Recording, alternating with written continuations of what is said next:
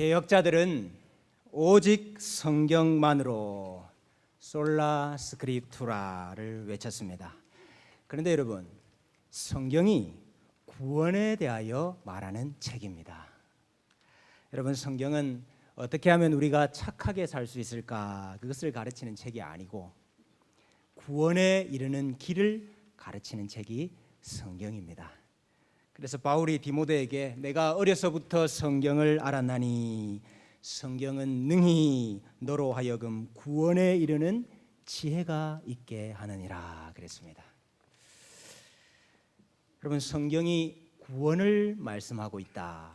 여러분, 오늘 우리가 읽은 이 본문 말씀에도 구원이 나옵니다. 오늘 말씀에 구원이 어디에 나올까요? 6절 말씀에 보니까 예수께서 이르시되 내가 곧 길이요 진리요 생명이니 나로 말미암지 않고는 아버지께로 올 자가 없느니라 그러셨습니다. 여기 여러분, 아버지께로 오는 것이 구원입니다. 아버지께로 오는 것이 구원입니다. 7절 말씀에도 보니까 너희가 나를 알았더라면 내 아버지도 알았으리로다. 이제부터는 너희가 그를 알았고 또 보았느니라. 아버지를 아는 것, 아버지를 보는 것, 이것이 구원입니다. 하나님께 나아가는 것, 하나님을 아는 것, 하나님 아버지의 면전에서 하나님을 보면서 사는 것, 그것이 여러분 구원이지요. 그런데 여러분, 아무나 하나님께 나아갈 수가 없습니다. 아무나 하나님께 나아갈 수가 없습니다. 의인만이 하나님 앞에 나아갈 수가 있는데요, 문제는 의인이 아무도 없다 하는 것입니다. 로마서 3장 23절에 모든 사람이 죄를 범하였음에 하나님의 영광에 이르지 못하더니, 하나님의 영광에 이르는 것이 구원이거든요. 그런데 모든 사람이 죄인이기 때문에 하나님의 영광에 이를 자가 없다, 그렇게 말씀합니다. 로마서 3장 10절에요. 기록된 바 의인은 없나니 하나도 없으며 깨닫는 자도 없고 하나님을 찾는 자도 없고 다 치우쳐 함께 무익하게 되고 선을 행하는 자는 없나니 하나도 없도다 그랬습니다. 모든 사람이 다 죄인이라. 여러분, 성경에서 말하는 죄는 윤리 도덕적인 죄를 말하는 것이 아닙니다. 사회 통념상 범죄를 의미하는 것이 아닙니다. 하나님을 가까이 하지 아니하는 것이 죄입니다. 하나님을 가까이 하지 아니하는 것이 죄입니다. 마치 둘째 아들이 아버지와 함께 살기가 싫어서 아버지로부터 벗어나고 싶은데 아버지가 돌아가실 기미는 보이지가 않는 거예요. 그래서 아버지 돌아가셨다고 치고 아버지 유산을 미리 받아서 아버지로부터 떨어지고 싶고 떠나고 싶은, 그것이 바로 죄입니다. 여러분, 우리가 하나님 앞에 서면은 하나님께서 우리에게 주신 법이 있고 하나님께서 우리에게 원하시는 것이 있거든요. 그런데 그 누구도 그 법과 그 하나님의 요구에 응할 수 있는 사람이 없고 지킬 수 있는 사람이 없습니다. 그래서 또한 우리를 죄인이라 그렇게 말을 합니다. 이 세상에 그 누구도 하나님께 나올 수가 없고 하나님을 아는 자가 없습니다. 그래서 구원받을 자가 없습니다. 그런데 단 한 분만이 하나님을 압니다. 하나님께 나아갈 수가 있습니다. 하나님을 볼 수가 있어요. 그분이 누구이실까요? 아들이십니다. 아들. 하나님의 아들만이 하나님을 보고 하나님을 알고 하나님께 나아갈 수가 있습니다. 아버지니까요. 그래서 여러분, 우리가 하나님께 나아갈 수 있는 유일한 길은 아들밖에 없습니다. 아들을 붙잡고 아들을 의지하는 방법밖에는 없습니다. 그래서 우리가 이 하나님의 아들, 우리 말의 예대로 하면은 하나님의 아들이라 이렇게 말하면 안 되고 하나님의 아드님이라 이렇게 말을 해야 되죠. 우리가 통상적으로 하나님의 아들이라고 하니까 하나님의 아들 예수, 예수님이라고 해야 되죠. 하나님의 아들 예수님만이 우리의 중보자이십니다. 우리가 그렇게 고백을 합니다. 여러분, 중보자라는 말은요, 하나님께 나아갈 수 있는 유일한 길이라는 뜻이지요. 구약 시대부터 하나님은 중보자를 통해서만 자기 백성과 만나셨습니다. 여러분, 구약 시대에 아무나 제사 드릴 수 있습니까? 아니지요. 제사장을 통해서만 제사 드릴 수 있고 예배할 수 있었지요. 여러분, 구약 시대에 아무나 하나님의 말씀을 들을 수가 있었습니까? 아니지요. 선지자를 통해서만 자기 백성이 하나님의 말씀을 들을 수가 있었습니다. 하나님께서는 왕을 통해서 자기 백성을 다스리셨지요. 그래서 우리가 왕과 선지자와 제사장 이 세 개의 직분자를 가리켜서 구약 시대의 중보자라 그렇게 부릅니다. 그런데 여러분, 이 중보자를 세울 때에 기름을 부어서 세웠어요. 그래서 우리가 이들을 기름 부음 받은 자라고 말을 하지요. 기름 부음 받은 자, 이것을 구약 성경의 언어인 히브리어로 말하면은 메시아라 그러고, 신약 성경의 언어인 헬라어로 말을 하면 그리스도라 이렇게 말을 하는 것입니다. 여러분, 메시아와 그리스도는 다른 말이 아니고 같은 말입니다. 예수님이 메시아이십니다. 예수님이 그리스도이십니다. 이 말은 예수님이 우리의 중보자이십니다 하는 고백입니다. 우리는 예수님을 통해서만 하나님께 나아갈 수가 있고 예수님을 통해서만 구원을 받을 수 있습니다 하는 고백이죠. 그래서 우리가 이것을 개혁자들은 라틴어로 솔로 크리스토라고 불렀습니다. 이게 탈격인데요. 오직 그리스도로 말미암아, 오직 그리스도만으로, 그런 뜻입니다. 예수님만이 구속주 또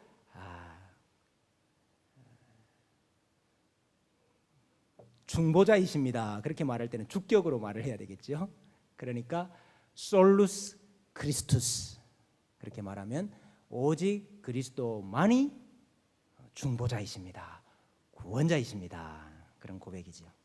성경이 구원에 대해서 이야기를 합니다. 그렇기 때문에 성경은 구원자 예수 그리스도에 대하여 말하고 있습니다. 물론 중세 교회도 예수님께서 우리의 중보자이십니다 그렇게 말을 했습니다. 그러나 그러면서도 동시에 사람이 하나님과 직접 교통할 수 있는 가능성을 이야기를 했습니다. 예수 그리스도를 중보자로 삼지 아니하고 사람이 직접 하나님과 교통할 수 있는 여지와 가능성을 열어두었습니다.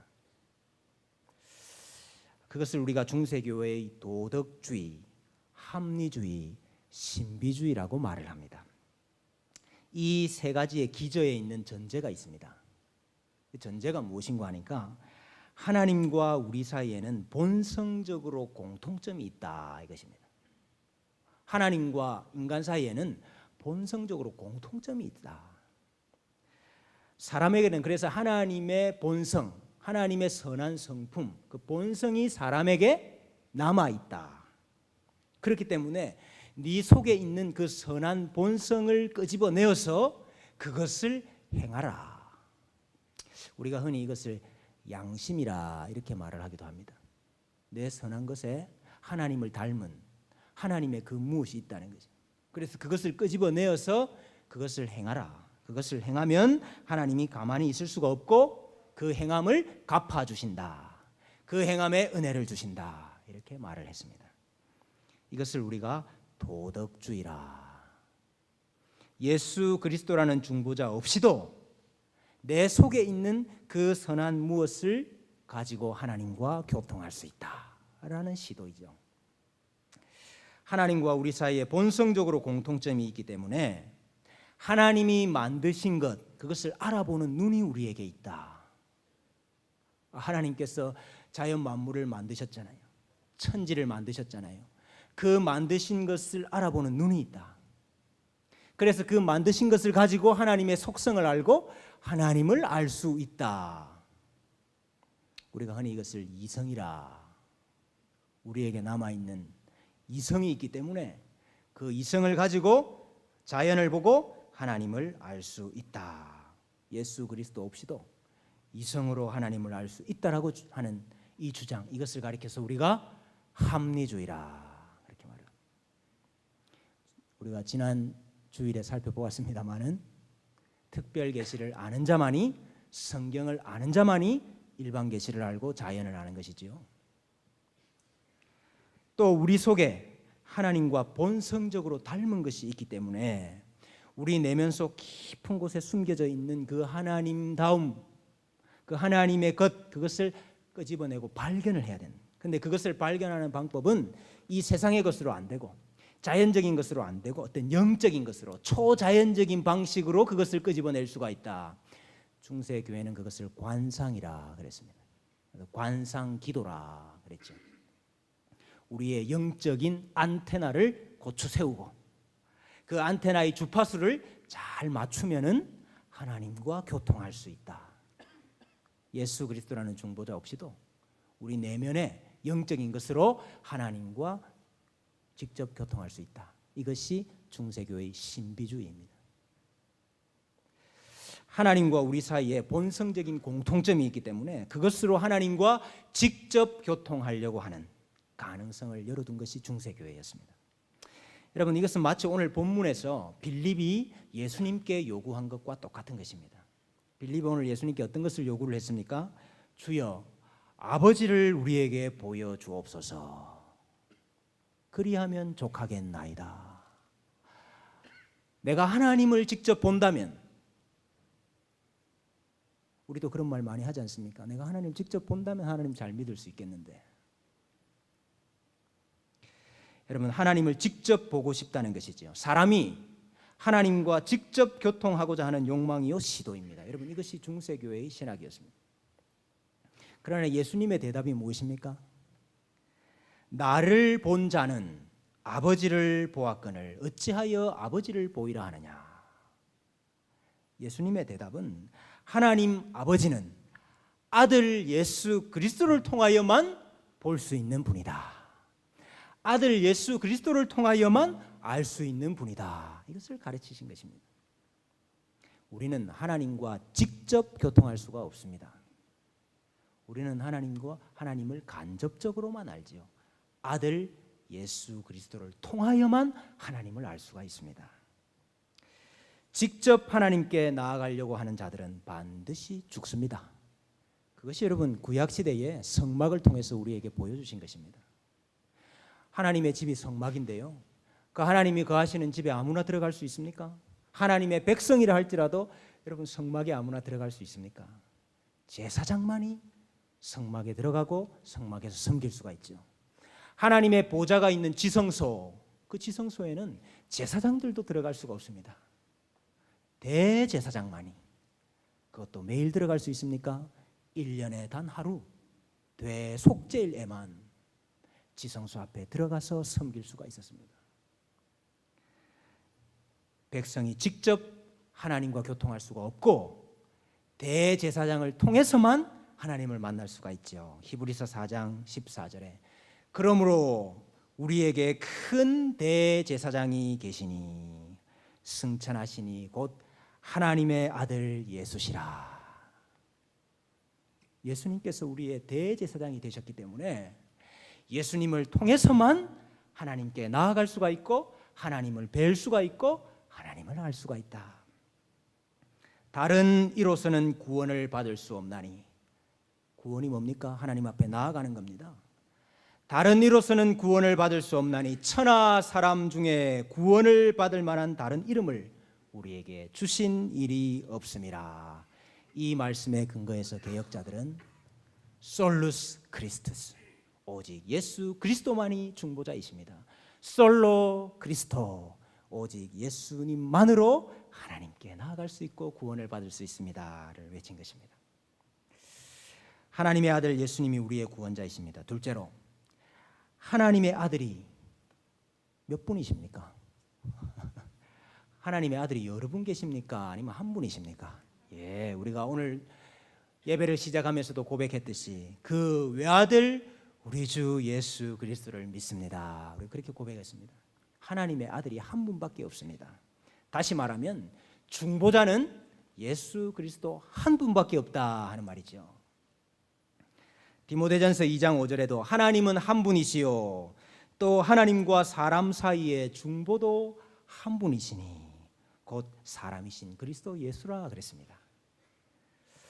하나님과 우리 사이의 중보자가 한 분이신데 예수님밖에 없다. 그것을 도표로 만들었습니다. 그 도표가 오늘 주보에 나와 있죠.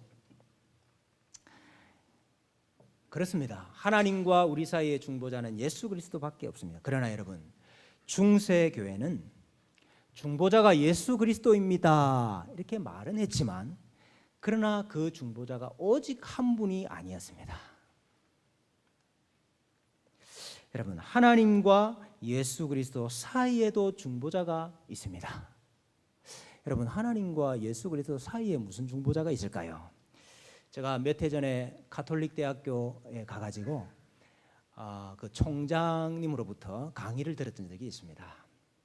강의를 쭉 하시는데 그분이 이 중보자를 M양이라 그렇게 부르시더라고요. M양. M양이 누굽니까? 마리아입니다. 마리아. 여러분, 예수님이 어머니 마리아를 통해서 나셨으니까 예수님의 어머니 신모다. 마리아가 하나님과 예수님 사이의 중보자로 있습니다. 아들만큼이나 높은 위상을 부여를 했습니다. 그래서 물론 종교개혁 당시에 이렇게 정한 것은 아니지만은요, 훗날 어떻게 정하느냐 하면요, 1854년에 교회가 마리아 무죄 잉태설 이것을 결정을 했어요. 마리아는 죄가 없이 예수님을 잉태했다. 예수님을 낳았다. 마리아는 죄가 없다. 죄가 없으니까 여러분 죽으면 되겠습니까? 안 되겠습니까? 죄가 없으면 죄가 없는데 왜 죽습니까? 그래서 마리아는 죽지 않고 승천했다. 1950년에 마리아 승천설을 교회가 정했죠. 여러분, 마리아가 예수님의 위상이 되었습니다. 마리아 물론 훌륭한 신앙인이지요. 그러나 여러분, 어디서라도 성경 어디에도 마리아가 우리의 중보자다라고 말한 적이 없습니다. 그래서 여러분, 중세교회는 하나님은 아들의 소원도 들으시지만은 그 아들의 어머니의 소원도 듣는다 가르친 거지. 그래서 마리아를 공속자라. 공속자가 뭡니까? 공동구속자. 마리아가 공동구속자가 됐습니다. 여러분, 그렇지 않습니다. 아버지는 아들의 소원만 들으셔요. 하나님과 예수 그리스도 사이에 그 어떤 무엇도 끼어들 수가 없습니다. 또 여러분, 예수님과 우리 사이에도 중보자가 있습니다. 예수님과 우리 사이에 무슨 중보자를 놓았을까요? 바로 교황과 사제들입니다. 교황과 사제들과 성인들, 그들이 예수님과 우리 사이에 중보자가 되었습니다. 마치 구약시대의 제사장들이 되었어요. 여러분, 중세교회의 사제들은 말이죠, 구약시대의 제사장이라 그렇게 생각하시면 됩니다. 요한일서 2장 1절에 만일 누가 죄를 범하여도 아버지 앞에서 우리에게 대언자가 있으니 곧 의로우신 예수 그리스도라. 우리가 죄를 지으면 우리의 죄를 중보하시고 대언하실 분이 예수 그리스도이신데, 그러나 여러분, 중세교회는 성도들에게 죄를 짓거든 사제들에게 가서 고해라 이렇게 가르쳤습니다. 그래서 사제들한테 가서 고해성사를 해야 됩니다. 고해성사는 해도 되고 안 해도 되는 것이 아니고 성내기 때문에 반드시 해야만 되는 것입니다. 사제에게 가서 죄를 고하면 사제가 대언자가 되어서 그 죄를 잘못을 듣고 죄에 대한 벌을 주고 사제의 선언을 하게 됩니다. 왜 그것을 사제가 합니까? 그러니 여러분, 예수 그리스도가 중보자이십니다 그렇게 말은 했지만은 예수님이 유일한 중보자가 아니신 거죠. 그것이 중세교회의 문제였습니다. 개혁자들은 예수 그리스도만이 우리의 중보자시다. 그 사이에 그 어떤 중보자도 없다라는 것을 천명을 했습니다. 그러므로 여러분, 종교개혁이 우리에게 돌려준 놀라운 특권이 하나 있습니다. 그 특권이 무엇이냐? 예수님의 이름으로 기도합니다, 이것입니다. 여러분, 우리가 기도할 때마다 예수님의 이름으로 기도합니다, 아멘 그러는데요, 이게 여러분 개혁자들이 우리에게 돌려준 놀라운 특권입니다. 하나님께서 아들의 소원만 들으시기 때문에, 아들만이 우리의 유일한 중보자시기 때문에 우리가 예수 그리스도 안에서 예수님의 이름으로 기도할 때에 하나님께서 그 기도를 들으신다는 겁니다. 여러분, 마리아에게 우리를 위하여 빌어달라 그렇게 하지 않아도 됩니다. 천주의 성모 마리아님, 이제와 저희 죽을 때에 저희 죄인을 위하여 빌어주소서. 잘 안 되네. 빌어주소서. 여러분, 이렇게 안 해도 됩니다, 여러분. 여러분, 왜 마리아에게 빌어달라고 합니까? 우리가 빌면 됩니다, 여러분. 우리가. 여러분, 왜 성인들이 나를 대신해서 빌어줘야 됩니까? 내가 예수 그리스도의 이름으로 하나님께 기도하면 하나님이 들으신다. 요한복음 14장 13절에 너희가 내 이름으로 무엇을 구하든지 내가 행하리니 이는 아버지로 하여금 아들로 말미암아 영광을 받으시게 하려 함이라. 내 이름으로 무엇이든지 내게 구하면 내가 행하리라. 놀라운 특권을 받았습니다. 내 이름으로 무엇이든지 아버지께 구하라. 그러면 아버지가 내 이름의 영광을 위하여 그것을 이루시리라. 예수 그리스도의 이름에 우리의 구원이 있습니다. 예수 그리스도의 이름에 우리의 소망이 있습니다. 우리에게 있는 대제사장은 우리의 연약함을 동정하지 못하실 리가 아니라 하셨습니다. 예수님께서 우리의 대제사장이신데 그분이 우리의 연약함을 동정하지 못하실 분이 아니다. 여러분, 여기 연약함이라는 단어는 힘이 없다 그런 뜻입니다. 무력하다, 약하다. 성경에서 많은 경우에 구체적으로 병, 질병을 가리킬 때 많이 사용을 한 단어입니다. 여러분, 힘이 없으십니까? 연약하십니까? 약하십니까? 병이 있으십니까? 질병으로 고통당하고 계십니까? 우리의 연약과 질병을 동정하시는 분이 있습니다. 여러분, 여기 동정하다는 단어 체휼하다, 우리 옛날 번역대로요. 체휼하다 이렇게 번역하는 것이 좋습니다. 심파테오, 함께 짊어지신다, 함께 감당하신다. 우리의 연약과 우리의 질병을 담당하시고 짊어지시는 중보자가 계신다. 그분이 우리 예수님이다. 그래서 여러분, 너희 중에 고난 당하는 자가 있느냐, 뭐 하라 그랬습니까? 그는 기도할 것이요. 왜요? 우리의 연약함과 고난과 질병을 담당하시는 예수 그리스도의 이름으로 기도하면 하나님께서 그 예수 그리스도의 이름으로 아들의 소원을 들으신다는 것이에요. 히브리서 4장 16절에 그러므로 우리는 긍휼하심을 받고 때를 따라 돕는 은혜를 얻기 위하여 은혜의 보좌 앞에 담대히 나아갈 것이니라. 여러분, 하나님 계신 보좌가 그 자리가 어떤 자리인데요? 대제사장도 1년에 한 번밖에, 하루밖에 들어갈 수 없는 그 무서운 자리, 그 거룩한 자리에 이제는 너희는 담대히 들어가라. 예수 그리스도의 이름으로 담대히 들어가라.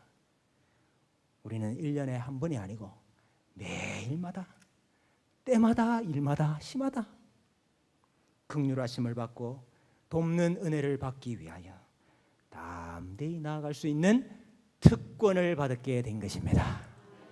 기도의 특권을 놓치지 마시기를 바랍니다. 여러분, 주 앞에서 도망하시고 피하여 숨는 자들 되지 마시고 예수 그리스도의 이름으로 솔로 그리스도 오직 예수 그리스도로 말미암아 은혜의 보좌 앞에 담대히 나아가셔서 그 은혜를 얼마든지 받아 누리시는 복된 성도님들 되시기를 주님의 이름으로 축원합니다.